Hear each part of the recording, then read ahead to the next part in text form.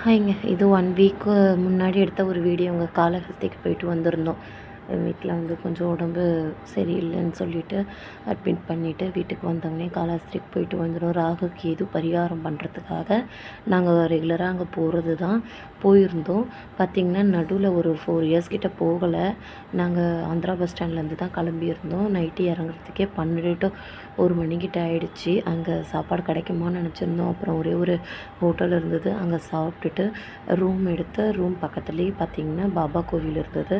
First Baba கோயிலுக்கு போயிட்டு அதுக்கப்புறம் பார்த்திங்கன்னா ராகு கேது பரிகாரத்துக்காக நாங்கள் போயிருந்தோம். நாங்கள் போன நேரம் பார்த்திங்கன்னா அங்கே ஜிபேவும் ஒர்க் ஆகலை. எந்த ஒரு ஆன்லைன் பேமெண்ட்டுக்கும் அங்கே இது கிடையாது, அலோட் பண்ணல. ஸோ அதனால் ஏடிஎம்க்கு ரொம்ப தூரம் சுற்றி ரொம்ப டயர்ட் ஆகிட்டோம் நாங்கள்.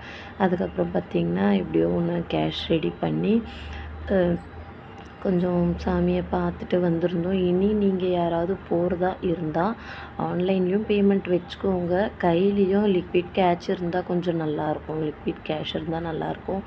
ஏன்னா வந்து எல்லா இடத்துலையும் நம்ம ஜிபே யூஸ் பண்ண முடியாது இல்லைங்களா? ஸோ அதனால் நம்மளுக்கு கண்டிப்பாக வந்து லிக்விட் கேஷ் கண்டிப்பாக நம்ம கையில் வச்சுக்கணும். அதுக்கப்புறம் பார்த்திங்கன்னா சாமி பார்த்துட்டு வெளியில் வந்துட்ட பிறகு பார்த்திங்கன்னா குரங்குங்க, நிறைய குரங்கு இருந்ததுங்க. பார்க்கவே நல்லா அழகாக இருந்தது. குட்டிலேருந்து பெருசு வரைக்கும் இருந்தது. எங்கள் பாப்பாவுக்கு செம்ம ஹாப்பி ஆகிடுச்சு அதை பார்த்தோடனே.